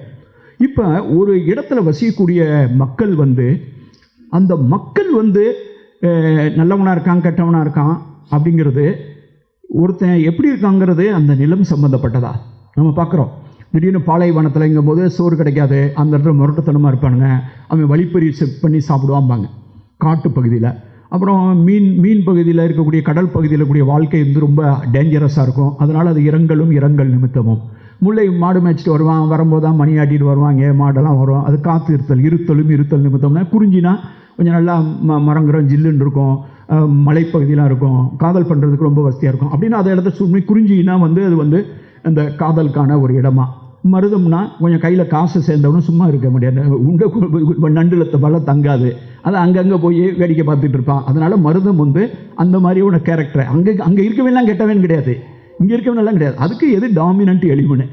அப்போ எனக்கு ஆச்சரியமாக இருக்கும், ஒரு மண் மனுஷனுடைய நடத்தையை தீர்மானிக்குதா அல்லது மனிதர்கள் அந்த மண்ணை தீர்மானிக்கிறாங்களா அப்படின்னு இதுக்கு டிட்டர்மினிசம்னு பேர். ஆங்கிலத்தில் நீங்கள் கூகுள் பண்ணி பார்த்தீங்கன்னா தெரியும். அதை சார்ந்து இயங்குதல், அதாவது டிட்டர்மினிசம்னா ஜாகிரபிக்கல் டிட்டர்மினிசம் ஒன்று இருக்கும், நான் டிட்டர்மினிசம்னு ஒன்று இருக்கும், சார்பில்லாமை. அந்த சார்பில் ஒரு ஜாகிரபி ஒரு மனிதர்களுடைய இயல்பை, அது சகாரா பாலைவனமாக இருந்தாலும் சரி, கோபி பாலைவனமாக இருந்தாலும் சரி, தார் பாலைவனம் இருந்தாலும் சரி, பாலைவனத்துடைய மக்களுக்கு ஒரு பொது இயல்பு இருக்கும். கடற்கரை அரபிக்கடலாக இருந்தாலும் வங்கக்கடலாக இருந்தாலும் இன்னொரு கடலாக இருந்தாலும் கடல் மனிதர்களுக்கு ஒரு இயல்பு இருக்கும். ஆக அந்த ஜாகிரபி தான் பண்பாட்டை முடிவு செய்கிறது. அப்படிங்கிறதுக்கு பேர் ஜாகிரபிக்கல் டிட்டர்மினிசம், புவி சார்ந்தல். இன்னொன்று கல்ச்சுரல் டிட்டர்மினிசம்னு இருக்குது, பண்பாடு தான் மொழியை தீர்மானிக்குது. இன்னொன்று லிங்குவிஸ்டிக் டிட்டர்மினிசம் இருக்குது, மொழி பண்பாட்டை தீர்மானிக்கிறது அல்லது பண்பாடு மொழியை தீர்மானிக்கிறது. இப்படிலாம் நிறைய பேர் தனித்தனியாக பிரிஞ்சு நிறைய கருத்துக்கள் சொல்லுவாங்க. எனக்கு திடீர்னு இந்த ஔவையாருடைய பாட்டு, நாடாகொன்றோ காடாகொன்றோ அவளாகொன்றோ மிசையாகொன்றோ எவ்வளி நல்லவர் ஆடவர் அவ்வளி நல்லை வாழிய நிலனே. எனக்கு இந்த பாட்டை படித்தோன்னே ரொம்ப ரொம்ப ஆச்சரியமாக இருந்தது. மேடாக இருந்தாலும் சரி, நாடாக இருந்தாலும் சரி, காடாக இருந்தாலும் சரி, மேடாக இருந்தாலும் சரி, பள்ளமாக இருந்தாலும் சரி, எங்கள் மனுஷங்க இப்போ நம்ம இது சேர்மன் அப்படின்னா ஒரு பெண் இருந்தால் இப்போ தான் நம்ம சேர்பர்சன் பயன்படுத்த ஆரம்பிச்சிருக்கோம், ஒரு ஜென்ரல் நியூட்ரலாக. மற்றபடி இங்கே ஆடவர்னா நிறைய பேர் ஆம்பளைங்க நல்லா இருந்தாலும் மட்டும் கிடையாது. ஆடவருங்கிறது பொதுவாக இப்போ கொஞ்ச நாள் வரைக்கும் நம்ம மாணவ மாணவியர்னு சொல்லியிருந்தோம். இப்போ சில பேர் சொல்கிறாங்க, ஏன் சொல்கிறாங்க மாணவர் இல்லையா, அப்புறம் மாணவன் அப்படிங்கிற மாதிரி. அப்போ இது மாதிரி நமக்கு இதை ஆண் சொல்கிறானா பெண் சொல்கிறாங்களா அப்பாற்பட்டு இன்றைக்கி சமகாலத்தில் நீங்கள் பார்த்தீங்கன்னா ஆடவர் அப்படிங்கிறது மனிதர்கள். எங்கு மனிதர்கள் நல்லவர்களாக இருக்கிறார்களோ அங்கு நிலமே நீ நல்லாக இருப்பையாக அப்படின்னா மனிதர்களுடைய நடத்தையை வைத்து ஒரு நிலத்தை இந்த அம்மா சொல்கிறாங்களோ அப்படின்னு எனக்கு தோணுச்சு. எங்கள் ஊர்லாம் கேட்பாங்க, ஒன்று போனோன்னே எந்த ஒரு ஆளுடைய கேரக்டரை வச்சுட்டு எந்த ஏரியாக்காரண்டா அப்படிம்பாங்க. எந்த ஊர் என்னோட எந்த ஊருக்காரன், ஓஹோ அப்படியா, அங்கே தண்ணி குடிச்சா அப்படி தாண்டா இருக்கும்பாங்க. இந்த ஊர் தண்ணி குடிச்சவன் தாண்டா இந்த மாதிரி வேலை பார்க்க முடியும்னு எங்கள் ஏரியாவில் சொல்லுவாங்க. ஏன்னா தண்ணி குடித்ததுக்கும் இவனுடைய நடத்தைக்கு என்ன சம்மந்தம்னா எங்கள் ஏரியாவில் சொல்லுவாங்க, அந்த ஊர் தண்ணி குடிச்சா அப்படி தான் சார் இருப்பான் அப்படிமா. அப்போ இவனால அந்த தண்ணி மாறிச்சா அல்லது தண்ணினால இவன் மாறினானு தெரியாது. இது ஒரு டிட்டர்மினிசம் கோட்பாடு. எனக்கு இங்கே தான் இந்த ஈரம், அறிவு, ஈரம், பெரும் கண்ணோட்டம் அப்படிங்கிறது ஒரு பண்பாட்டை தீர்மானிக்குது. நம்ம அங்கே உட்காந்து பேசிகிட்டு இருக்கோம். இந்த இந்தியாவிலே ஒரு பப்ளிக் லைப்ரரி ஆக்ட்னு ஒன்று தொடங்கினதே தமிழ்நாடு. பெண்களுக்கு சொத்துரிமை கொடுத்த தமிழ்நாடு. 1948 ஜனவரி 30 பப்ளிக் லைப்ரரி ஆக்ட் இங்கே கொண்டு வரப்பட்டது. அதை வச்சு ஒரிசாவில் நான் சட்டம் எழுதினேன். நான் தான் எழுதி சட்டமன்றத்தை கொண்டு போய் தீர்மானத்தை நிறைவேற்றினேன். 2002 நான் அந்த செய்தி மக்கள் தொடர்பு மற்ற பல துறைகளுக்கு செயலாளராக இருக்கும்போது நான் தமிழ்நாட்டை பார்த்து தான் எழுதினேன். புத்தக கண்காட்சி இதை பார்த்து தான் நாங்கள் நடத்த தொடங்கினோம். இந்த மாவட்ட அளவில் புத்தக கண்காட்சி நடத்துறது. இப்போ பாருங்க, இந்த மாதிரி ஒரு புத்தக கடை I don't think any other பிளேஸில் இருக்குன்னு தோணலை எனக்கு. நம்ம ஏன் இப்படி திரிகிறோம்? நான் ஏன் இப்போ 40 வருஷமாக இதே வேலையாக திரிகிறேன்? ஏன் இந்த மற்ற மாநிலங்கள் உருவாக்கலை? ஏன் நல்லா நிறைய படிக்கிறவங்கெல்லாம் ஏன் தமிழ்நாட்டில் இருக்கிறாங்க? எதுக்கு இந்தியாவிலே அதிகமாக பெண்கள் படித்த இடமா தமிழ்நாடு எப்படி இருக்குது? ஃபேக்ட்ரிக்கு போய் வேலை பார்த்தா ப்ளூ காலர், ஃபேக்ட்ரிக்கு போய் வேலை பார்க்குற பெண்கள் இந்தியாவில் 100 பேர் இருந்தால் 45 பேர் ஏன் தமிழ்நாட்டில் இருக்காங்க? ஏன்னா சங்க இலக்கியத்தில் தான் கல் விற்கிறா, மீன் விற்கிறா, உப்பு விற்கிறா, பால் விற்கிறா, மோர் விற்கிறா. மதுரையில் நைட் வரைக்கும் கடை வச்சு 12 மணிக்கு மேலே கடையை சாத்திட்டு போகிறான். நகை போட்டிருக்கா, எவனும் அடிச்சுட்டு போயிடுவான்னு பயப்படலை, கடை வச்சிருக்கா. டோர் டெலிவரி பண்ணுறா. மதுரை காஞ்சியில் பலகாரம், இந்த பலகாரம் வேணுங்கிறா, டோர் டெலிவரி பண்ணுறா பொண்ணு. அப்போ சங்க இலக்கியத்தில் போய் யார் என்ன வேலைன்னு பார்த்தாங்க பாருங்க. திணைப்புணம் காக்கிறதுலேருந்து, உப்பு விற்கிறதுலேருந்து, கருவாடை காய வைக்கிறதுலேருந்து, மீன் காய வைக்கிறதுலேருந்து, வலையை பின்னுறதுலேருந்து, குறிஞ்சியில் வேலை பார்க்குறதுலேருந்து எல்லா திணைகளிலும் பெண்கள் வேலை பார்த்த ஒரு எக்கானமி, சோசியல் எக்கானமி. எந்த எக்கானமியில் பெண்களுடைய கான்ட்ரிபியூஷன் ஃபார் தி எக்கானமி இருக்கோ அங்கே தான் ஸ்டேட் டொமஸ்டிக் ப்ராடக்ட், அந்த சொல்லிங்களா டொமஸ்டிக் ப்ராடக்ட் சொல்கிற பார்த்தீங்களா, cross national product, GNB, gross domestic product, per capita income, house hold income, இது எல்லாத்துக்கும் பெண்களுடைய பார்ட்டிசிபேஷன். ஏன் தமிழ்நாட்டில் இருக்குன்னா அது சங்க காலத்தில் அப்படி தான் இருக்குது. ஏன்டா அவன் போய் பேரில் எழுதியிருக்கான், ஆதன்னு ஏன்டா கீழடியில் எழுதியிருக்கான், பானையில் எழுதியிருக்கான், பாறையில் எழுதியிருக்கான், நெடுஞ்செழியன்னு மதுரைன்னு எழுதியிருக்கான், ஏட்டுச்சுவடியில் எழுதினான். புத்தகம் அடிக்க ஆரம்பித்ததுக்குனால முதல் 300 வருஷத்தில் தெற்காசியாவில் அச்சடிக்கப்பட்ட புத்தகங்களில் 40 விழுக்காடு புத்தகங்கள் தமிழ் புத்தகங்கள். முதல் 3 நூற்றாண்டில், அந்த முதல் 3 நாளில் கிட்டத்தட்ட ஒரு 226 புக்கு தமிழில் பிரிண்ட் ஆகுது. அந்த 300 ஆண்டுகளில் சமஸ்கிருதத்தில் அச்சடிக்கப்பட்ட நூலின் எண்ணிக்கை ஒன்றே ஒன்று. அதனால தான் தொடர்ந்து சொல்கிறோம், ஆள் இல்லாத கடையில் ஏன்டா தீ ஆத்துறீங்க அப்படின்னு கேட்குறோம். எவ்வளவு பணம்? ஆக இது இங்கே இந்த மாநிலம் ஏன் இப்படி பேசுது? அதனால தான் இங்கே அறிவு கொள்கை, அறிவு தான் இங்கே. யாதும் ஊரே யாவரும் கேளீர், வேற எங்கேயாவது பேசியிருக்காங்களா? யாதும் ஊரே யாவரும் கேளீருங்கிறது இருக்கு பார்த்தீங்களா? அந்த ஒரு ஸ்டேட்மெண்ட், அந்த ஒற்றை வரி போதுங்க நம்ம வாழ்கிறதுக்கான நியாயம், நம்ம மூச்சு விடுறதுக்கான நியாயம், நம்ம பேசுறதுக்கான நியாயம், நம்ம உழைக்கிறதுக்கான நியாயம், எல்லா நியாயங்களும் யாதும் ஊரே யாவரும் கேள்விங்கிறது என்ன எவ்வளோ பெரிய புரிதல். நீங்கள் குளோபல் சிட்டிசனுங்கிறோம், குளோபல் உலக மனிதர்கள்ங்கிறோம், குளோபல் சிட்டிசன்ஷிப்புங்கிறோம். இன்னைக்கு அமெரிக்காவில் போய் வேலை பார்க்குறேன். யாதும் ஊரே யாவரும் கேளீர், எத்திசை செலினும் அத்திசை சோரே, பெரிதே உலகம் பேணுனர் பலரே. பெரியோரை வியத்தலும் இளமே, சிறியோரை இகழ்தல் அதனினும் இளமே. இதை விட ஒரு பெரிய பண்பாட்டு புரிதல் வேணுமா? யாழ்றான் போட மாட்டேங்கிறான். பெரிய ஆளாக இருக்கிறதுக்காக நம்ம என்ன வளர்த்து வச்சுருக்கோம் காலப்போக்கில்? கவியரங்கம், பட்டிமன்றம். கவியரங்கம்னா என்ன? யாராவது ஒரு உட்கார வச்சு அவரை பாராட்டுறது, அதுக்கடுத்து இவரை பாராட்டுறங்கிறது, நீங்கள் சந்திரன் மானுங்கிறது, நீங்கள் இந்திரன் மாதிரிங்கிறது, அதான கவியரங்கமாக இன்னைக்கு மாற்றி வச்சுருக்கோம். செத்தா கூட பரவாயில்லைங்கிறானே. எங்கே போய் நிற்கிறோம்?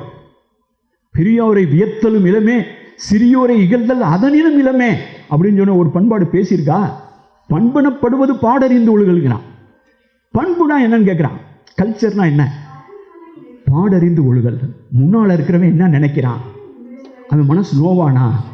நீங்கள் வேற ஒன்று வேணாம். நான் எனக்கு எதை செய்தால் நான் வருந்துவேனோ அதை நான் இன்னொருவனுக்கு செய்யக்கூடாது. ரொம்ப சிம்பிள்ங்க. What will make me unhappy I will not do to others. What I will do for others to make them happy I will expect them to be there. அப்படி இல்லைன்னா கூட போல நான் தப்பு பண்ண மாட்டேன், நான் போய் சொல்ல மாட்டேன். இது என் கண்ட்ரோலில் இருக்கு. தன்னஞ்சர்வது பொய்ய இருக்க இப்படின்னு. இப்போ இவங்க தான் என்னுடைய கதாநாயகன், சாதாரண மனிதர்கள். அப்போ ஒரு ராஜா அவன்கிட்ட போய் கேட்குறான். ஒரு அறிவுடை நம்பிங்கிற ஒரு மன்னன் பயங்கரமாக வரி போடுறான். ஜிஎஸ்டியில் மற்றபடி வரி. அவன் பயங்கரமாக வரி போடவும் இவர் பிசுராந்தையாருங்கிற ஒரு கவிஞர், அவர் பாண்டிய நாட்டில் வசிக்கிறாரு. அவருடைய ஃப்ரெண்டு சோழ மன்னர். அவர் தான் கோவூர்கிழார். அவர் பேர் என்ன? கோப்பெருஞ்செல்வன்ட்டு பயங்கர ஃப்ரெண்டாக இருப்பார். அவர் சாகப்புறம் தான் என் ஃப்ரெண்டு வந்துடுவார், நீ வெயிட் பண்ணுன்ட்டு அவருக்கு இடம் போட்டு வைக்கிறாரு. வடக்கு இருந்து உண்டான அப்படிப்பட்டவர் இப்போலாம் செடிசனை தூக்கி உள்ளே போட்டுருவாங்க. நீங்கள் ஒரு நாட்டில் இருந்துட்டு நீங்கள் பாகிஸ்தான்காரன் நல்லா விளையாண்டா கூட நீ கைதட்ட முடியாதுங்க, உங்களுக்கு தேசப்பற்ற சந்தேகப்பட்டுருவேன். இன்னைக்கு அவன் இங்கே பாண்டிய நாட்டில் உட்காந்துட்டு சோழ மன்னன் தாண்டா சூப்பர் அப்படிங்கிறான். கோழி அன்னச்சேவலுங்கிறான். நீ அந்த சைடு நாரை நீ பறந்து போகும்போது அந்த ஏரியாவில் போய் சொல்லு, கோழி நகரத்தை போகும்போது உன் ஃப்ரெண்டு அனுப்பிச்சி விட்டேன்னு சொல்லுங்கிறான். அப்படிப்பட்ட பாண்டிய நாட்டில் இருந்துட்டு சோழ மன்னன் தான் என்னுடைய ஃப்ரெண்டுன்னு சொல்லிக்கிட்டு இருந்தவன். அவன் யாரும் ஒன்றும் செய்யலை. அவன் நீ தேச துரோக வழக்கு போட்டு அவனை ஒன்றும் பண்ணல. அவன் சொல்கிறான் அந்த மன்னன்ட்ட, யானை புக்க நிறையா வரி போடுறடா. ஒரு ஒரு ஒரு இடம், ஒரு நிலம் இருக்குது. அந்த நிலம் ஒரு 10 ஏக்கர் நிலம். அந்த 10 ஏக்கர் நிலத்தில் நெல் விளைஞ்சிச்சுன்னா அதில் விளையிற நெல்லை நீ இடித்து ஒரு உருண்டையாக உருட்டி அவரை கவலமாக யானைக்கு கொடுத்தினா இந்த ஏரியாவில் வளர்ந்த இந்த நெல்லை வச்சே யானைக்கு நிறையா நாள் கவலம் ஊட்டிடலாம். ஆனால் அப்படி செய்யாமல் யானையை உள்ளே விட்டுருச்சுங்க. யானை புகுந்துருச்சுன்னு வச்சுக்க, அது காலில் மிதித்து அந்த வேஸ்ட் ஆகிற டேமேஜ் ஆகிற இது இருக்குல்ல, அதுவே அது கம்ப்ளீட்டாக ஒரு நிமிஷத்தில் மிதிச்சுட்டு போயிடும். அது சாப்பிட்டதை விட அது மிதித்தது அதிகமாகும். யானை புக்க புலம்போல தானும் உண்ணான் உலகமும் கெடுமே. ஒரு விவசாயி எவ்வளவுக்கு அவனுக்கு வரி கட்டுறதுக்கு சத்து இருக்குன்னு தெரியாமல் நீ மனம் போன போக்கில் வரி போட்டால் அவனும் பிழைக்க மாட்டான். அவன் செத்து நொடிச்சு நூலாக போனதுனால நீயும் உனக்கும் ஒன்று வராதரா. அது என்னன்னு கேட்டினா, யானை புகுந்தா எப்படி நெல் வயக்காடு கெட்டு போயிடுமோ அது மாதிரி நாடு கெட்டு போயிடும்டான்னு ஒருத்தன் சொல்கிறான் ஒரு ராஜாவுக்கு. இன்னொரு ராஜாக்கிட்ட போய் ஒரு புலவன் சொல்கிறான், அவன் ஏற்கனவே பல பேரோட சண்டை போட்டு ஜெயிச்சவன். அவன் நெடுஞ்செழியன். அவன் தலையானங்காலத்து செருவென்று நடிஞ்ச மாதிரி 7 பேரோட சண்டை போட்டு ஜெயிச்சவன் மனசு எப்படி இருக்கும்? ஜெயிச்சுட்டே தொடர்ந்து ஜெயிச்சுக்கிட்டே இருந்தீங்கன்னு ஜெயிக்கிறது நம்ம பிறப்பு உரிமைங்கிற மாதிரி அவன் யோசிக்க ஆரம்பிச்சிருவான். அப்போ எவனையும் மதிக்கவும் மாட்டான். அப்போ எவனையுமே மதிக்காத ஒரு ஜெயிப்பு வந்துடும். அப்போ அந்த மாதிரி ஒரு ஜெயிப்பில் இருக்க வேண்டும். இந்த புலவர் சொல்கிறாரு, குடப்புலவினாருங்கிறவர், நீ என்ன வேணாலும் இருந்துட்டு போடா, நீ எவ்வளோ பெரிய ஆளாக வேணாலும் இருந்துருப்போ, உலகத்தை தலைகளாக காக்க என்ன வேணாலும் நீ பண்ணு, கடைசியில் நீ செத்து போயிட்டுனா எல்லோரும் மறந்துடுவாங்க. உன் பேர் இங்கே நிற்கணும்னு சொன்னால் நம்ம சங்க இலக்கியத்தை சொல்லுவோம், நடுகள் ஆயினன் புறவலன். நீ உன் பேர் நிற்கணும்னா ஒரு காரியம் பண்ணு. இந்த வளைஞ்சு நெளிஞ்சு போகுதில்ல தண்ணி, நம்ம இது மாதிரி இது மாதிரி முல்லை பெரியார் ஆறு மாதிரி, அது மாதிரி நிலன் நெளி மருங்கி இடத்தையும் சொல்கிற மாதிரி. ஆறு நேராக ஓடிட்டு இருக்க இடத்துல போய் அணையை கட்டுறதுல பிரயோஜனமே கிடையாது. நீ ஆறு ஸ்ட்ரைட்டாக ஓடுதில்ல, அந்த இடத்துல போய் குறுக்க போட்டிங்கன்னா அதுக்கு பேர் பேரேஜ் மாதிரி. நீங்கள் ஒரு தடுப்பணை தான். ஒரு இடத்துல கேட்ச்மெண்ட் வரணும்னு சொன்னால், எந்த இடத்துல ஆறு நிறைய மலையெல்லாம் இருக்கும், இந்த இடத்துல மழை திரும்பி இருக்கும், அந்த சைடில் மழை இருக்கும், ஆறு திரும்பி போச்சுன்னா, நான் நிறைய இடத்துல அணைக்கட்டில் போய் பார்த்துருக்கேன், இந்த கேட்ச்மெண்ட் ஏரியான்னு ஒன்று இருக்கும். அந்த கேட்ச்மெண்ட் ஏரியா வந்து இயற்கையாகவே மழை பெஞ்சு வரும்போது தண்ணி கூட்டிகிட்டே போகும். அதுக்கு அந்த மலை எல்லாமே கூட அந்த தண்ணியை பிடிக்கிற ஏரியாமல் இருக்கும். நீங்கள் தேக்கடியில் போய் பார்த்தீங்கன்னா, முல்லை பெரியார் பக்கம் போனீங்கன்னா இருக்கும். அங்கே எப்படின்னு கேட்டிங்கன்னா, நெளி மருங்கில் நிலம் அப்படி வளைஞ்சு போகிற நெல் மருங்கில் நீர்நிலை பெருக, அந்த கேட்ச்மெண்ட் ஏரியா பெருக, தட்டோர் அம்ம இவன் தட்டோரே இவன் அந்த இடத்த செலக்ட் பண்ணி அந்த இடத்துல ஒரு அணையை கட்டி நீர்த்தேக்கம் பண்ணானோ அவன் பேர் இந்த பூமியில் தேங்கி இருக்கும். தள்ளாதோர் இவன் தள்ளாதாரே. அப்படி ஒரு காரியத்தை செய்யாமல் செத்து போயிட்டானா அவன் செத்து இன்னைக்கு செத்தா நாளைக்கு பால் அப்படின்னு நம்ம படத்தில் சொல்லாமல் இருக்கு. அதே மாதிரி பால் ஊற்றிட்டு போயிடுவாங்கடான்னு ஒரு மன்னனை பார்த்து சொல்கிறான். இது எவ்வளோ பெரிய விஷயம். ஏன் நம்ம இன்னைக்கு வரைக்கும் ஞாபகம் வச்சுருக்கோம்? கல்லணை கரிகாலனை ஏன் ஞாபகம் வச்சுருக்கோம்? எதுக்கு பெண்ணி குயிக்கு பொங்கல் வைக்கிறோம்? தேனி பொங்கல். அந்த பெண்ணி குயிக் அவர் முல்லை பெரியார். எதுக்கு காளிங்கராயன் வாக்காள் அப்படின்னு சொல்லி காளிங்கராயன் புகழை பாடுறோம்? அப்போ இது இது சங்க இலக்கியத்தில் போகிற போக்கில் சொல்லிட்டு போகிறாங்க. நெளி மருங்கின் நீர்நிலை பெருக தட்டோர் அம்மை இவன் தட்டோரே, தள்ளோதார் இவன் தள்ளாரே. இவன் என் கதாநாயகன். ஔவையார் என் கதாநாயகி. வாயிலோயே அப்படின்னு வந்து சொல்லி அதிகமான அவனை எனக்கு தெரியாதா, எனக்கு அவனை தெரியாதா, எத்திசை செல்லினும் அத்திசை சோரே, we cannot wait any further அப்படின்னு சொல்லிட்டு போகிற அந்த ஔவையார் தான் என்னுடைய கதாநாயகி. 2 பேர் சண்டை போட்டுக்கிட்டு இருக்காங்க. அங்கே போய் அவன் போர் படை இதெல்லாம் காமிக்கிறான். எல்லாம் பளபளன்னு வச்சுருக்கேன். பரவாயில்லடா, உன் கத்தியை எப்பயுமே பயன்படுத்துகிற போல இருக்குது, பளபளன்னு தீட்டி வச்சுருக்கேன். அவன் இதில் அப்படிலாம் இருக்காங்கடா. அதில் எல்லாம் குடல்லாம் குந்தானிலாம் வந்து வெளியே இருக்குது, ரத்த கலரியோடு இருக்கும். நல்லா தான் நீ நல்லா மெருகு போட்டு வச்சுருக்கேன்னு சொல்லி இந்த படத்தில் சொல்லுவாங்கல்ல, எங்கே நமது பொற்கொள்ளன்னு நம்ம சொல்லுவாங்க, நம்ம அரண்மனை பொற்கொள்ள அந்த கத்தியை உருகும் போது தான் இருப்பாருங்க. அது மாதிரி இந்த 2 பேர் சண்டை போட்டுக்கிறது. ஔவையார் போய் அவங்க டிப்ளமேட்டிக்காக சொன்னதுலேயே அந்த சண்டை சரி, இந்த சண்டை போடுறதுல பிரயோஜனம் இல்லைன்னு சண்டையை நிறுத்திட்டான். உருவீர் தோற்பினும் தோற்பதுனும் குடியேங்கிற இன்னொருத்தன் இப்படிலாம் வந்து அதனால தான் நான் சொல்லேன், ஔவையார் தான் இந்திய துணைக்கண்டத்தினுடைய முதல் விமன் அம்பாசிடர். இந்திய துணைக்கண்டம் கண்டெடுத்த முதல் அரசியல் அம்பாசிடர் தூதரே ஔவையார் தான். எப்படிப்பட்ட கவிஞர்கள், எப்படிப்பட்ட கதாநாயகிகள், எப்படிப்பட்ட ஆளுமைகள் அப்படிலாம். அதில் எனக்கு இன்னும் ரொம்ப பிடிச்சவன் ஒருத்தன் இருக்கான். அவன் என்ன சொல்கிறான், வஞ்சினம் உரைக்கிறான். இதை நான் செஞ்சு காட்டாட்டினா நான் இதுக்கெல்லாம் பழிக்க ஆளாவேன், இவங்களை ஜெயிச்சு காட்டாட்டினா சேர்ந்து படை திரட்டி நிறைய பேர் வந்துடுறாங்க. போருக்கு வந்திருக்கினர் சேரனும் சோழனும் இவன் மேலே படையெடுத்து வர்றாங்க. இவன் வந்து இவர்களை சிங்கம் போல சீறி தாக்கி தேரோடு ஊர் நோக்கி ஓடச் செய்வேன். நான் என்ன பண்ணுவேன்னா, நான் அடிக்கிற அடியில் இந்த சேரனும் சோழனும் அவன் ஊருக்கு ஓடணும். அப்படி செய்யாமல் போயிட்டேனா எனக்கு பின்வரும் இழிவுகள் நேரட்டும் அப்படின்னு அவன் தனக்குத்தானே சூழ் உரைக்கிறான். அப்படி பின்வரும் இழிவுகள் என்னன்னு அவன் சொல்கிற லிஸ்ட்டை பார்த்ததுனால தான் நான் அவனை கதாநாயகங்கிறேன். அவன் சொல்கிறான், இப்படி சேரனையும் சோழனையும் நான் ஓட விரட்டாட்டினா எனக்கு சிறந்தனவாக முகத்திற்கு பொருந்திய மையுண்ட பெரிய கண்களை உடைய என் மனைவியை பிரிவேனாகுக. எவ்வளோ என்னங்க, எவ்வளோ பெரிய பொலிட்டிக்கல் ஸ்டேட்மெண்ட், எவ்வளோ பெரிய சண்டை. சேரனையும் சோழனையும் ஓட விரட்டினேன்னா நான் என் மனைவியை, இவ்வளவு அழகிய மனைவியை, எனக்கு ரொம்ப பிடிச்சமான என் மனைவியை நான் பிரிவேனாகுக. இது ஒரு ஸ்டேட்மெண்ட் வந்து ஒரு கம்ப்ளீட்லி பேட்ரியார்கல் சொசைட்டியில் இந்த ஒரு ஆணுரிமை சமுதாயத்தில் இப்படி ஒரு ஸ்டேட்மெண்ட் வந்து வருதுன்னா அது எவ்வளோ பெரிய ஒரு ஸ்பேஸ் இருக்கணும், எப்படி ஒரு மென்டல் ஸ்பேஸ். அறத்தின் உறுதிப்பாடு இல்லாத ஒருவனை நீதிமன்றத்தின் தலைமையில் வைத்து மக்களுக்கு எல்லா அறத்தின் முறை தவறி கொடுமை செய்த கொடுங்கோலன் நான் ஆகுத. முக்கியமான ஜட்ஜ்மெண்ட் கொடுக்குற கோர்ட்டில் ஒரு யூஸ்லெஸ் ஃபெல்லோவை நான் அப்பாயின்ட் பண்ண கொடுமைக்கு நான் ஆளாவனாக அப்படின்னு ஒருத்தன் சொல்கிறான்னா அது எவ்வளோ பெரிய விஷயங்க. நான் சொல்கிறேங்க, அதாவது அறத்தின் உறுதிப்பாடு இல்லாத ஒருவனை நீதிமன்றத்தின் தலைமையில் வைத்து மக்களுக்கு தீங்கிழைத்த கொடுமைக்கு நான் ஆளாவனாக அந்த பழி சொல்லுக்கு. அப்படின்னா இந்த மாதிரி இதுக்கு வந்து ஒருத்தனை செலக்ட் பண்ணுறதே எவ்வளோ பெரிய முக்கியமாக நினச்சிருக்காங்க ஒரு காலத்தில். இப்போ நம்ம வந்து ஜட்ஜ்மெண்ட்டே வேற மாதிரி இருக்கலாம். ஒருவேளை இப்படி இருந்தால் எடுக்க மாட்டாங்க. இல்லை, நிறைய பேர் நான் சொல்கிறேன், நான் தேர்தல் கமிஷன்லாம் வேலை பார்க்கும்போது 30 சட்டமன்ற தேர்தல், 2 நாடாளுமன்ற தேர்தலை நான் திட்டமிட்டு நடத்தி இருக்கிறேன். என் ஃப்ரெண்ட்ஸ்லாம் வரும்போது சொல்லுவாங்க, இதில் நாங்கள் ப்ரீஃப் பண்ணுவோம், இந்த மாதிரி தான் எப்படி தேர்தல் நடத்தணும், பீகாரில், காஷ்மீரில், உத்தரப்பிரதேசம் எப்படி நடத்திக்காமணும், ஒருத்தன் கூட சாகக்கூடாது, எல்லா தலித்து ஓட்டு போகணும், எவனையும் நிறுத்தக்கூடாது, இப்படிலாம் பேசுவேன். பேசி முடிச்சோன்னா அந்த லஞ்ச் நேரத்தில் சொல்லுவாங்க, என்னை சீஃப் தான் கூப்பிடுவாங்க. என் ஃப்ரெண்ட்ஸு, என்னுடைய பேட்ச்மேட்ஸு, நாங்கள் வந்து இந்தியாவினுடைய வருங்கால தலைமை தேர்தல் ஆணையரிடம் பேசிக் கொண்டிருக்கோம்னு என் ஃப்ரெண்ட்ஸ் சொல்லுவாங்க. நான் சிரிச்சுட்டே சொல்வேன், இட் ஒன்ட் ஹேப்பன் அப்படின்னு, அப்படிலாம் நடக்காதுன்னு. என்ன இப்படி சொல்கிற அப்படின்னு கேட்பாங்க. ஐ ஆம் ஃபார் வெல் நோன். நான் வந்து ஒரு டேஞ்சரஸ் மெட்டீரியல் டு ஹேண்டில்ங்கிறது எல்லாருக்கும் தெரியும் இந்த நாட்டில். அது அவங்களுக்கு நல்லா இருக்காது, எனக்கு நல்லா இருக்காது. திருப்பி சத்தீஸ்கரில் நான் வந்து இங்கே சென்னையில் என்னுடைய ஆராய்ச்சிக்காக 2 வருஷம் லீவ் எடுத்துகிட்டு வந்திருந்தேன், அகாடமிக் லீவில். அப்போ வந்து என்கிட்ட திருப்பி தேர்தல் ஆணையம் நான் வந்தே தீர வேண்டும் என்று கேட்டார்கள். நீங்கள் கூகுளில் போய் பார்த்தீங்கன்னா தெரியும். அப்போ 10 செய்திகள்.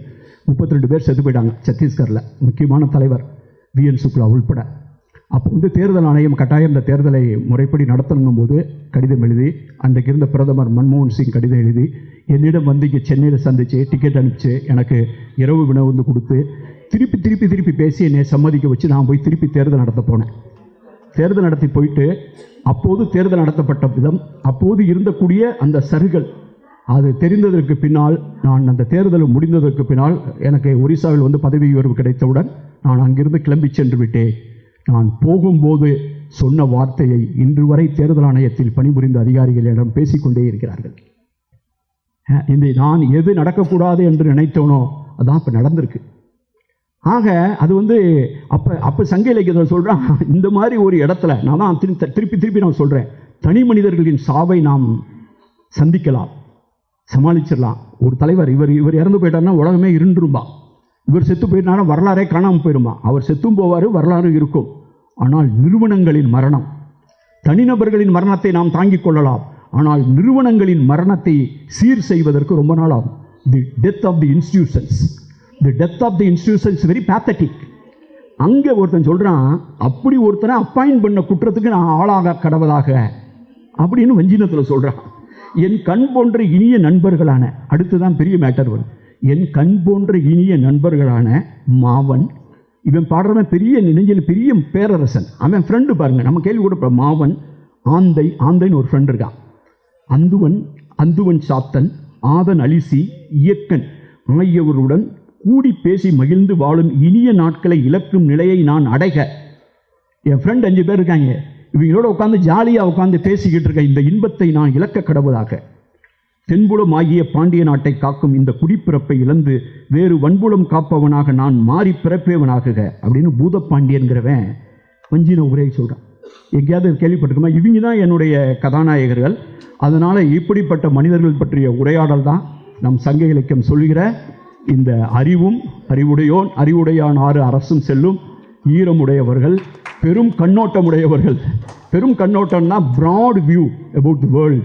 இப்போ ப்ராட் வியூங்கிறது ஒரு காலகட்டத்தில் வந்து broad view, take a broad வியூன்னே சொல்லுவோம். அதாவது குறுகிய வியூ எடுக்காமல், ஒரு க்ளோஸ் வியூ எடுக்காமல், ஒரு குண்டாச்செட்டிக்குள்ளேயே குதிரை ஓட்டாமல், ஒரு டேக் அ ப்ராடர் வியூன்னு சொல்லுவோம். அப்போ வந்து பேர்ட்ஸ் ஐ வியூ, ஒரு கழுகு பார்வை அப்படின்னு சொல்லுவோம்.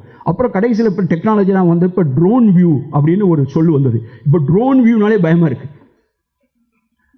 ஏன் பயமாக இருக்குது? ட்ரோன் வியூனாலே நம்ம பயப்படுறோம். ஏன்னா ட்ரோன் வந்து நிறைய வருது அப்படின்ட்டு. ஆக இந்த பெரும் கண்ணோட்டம் என்பது ஒரு கழுகு பார்வை, ஒரு பரந்த பார்வை, அறிவுடைய, அன்புடைய, ஈரமுடைய, பெரும் கண்ணோட்டமுடைய ஒரு சமூகம். இந்த 3 சொற்குள் வருபவர்கள் தான் என்னுடைய கதாநாயகர்கள். அவர்கள் தான் எனது கதாநாயகர் என்று சொல்லி முடிக்கிறேன். I will be very happy to answer.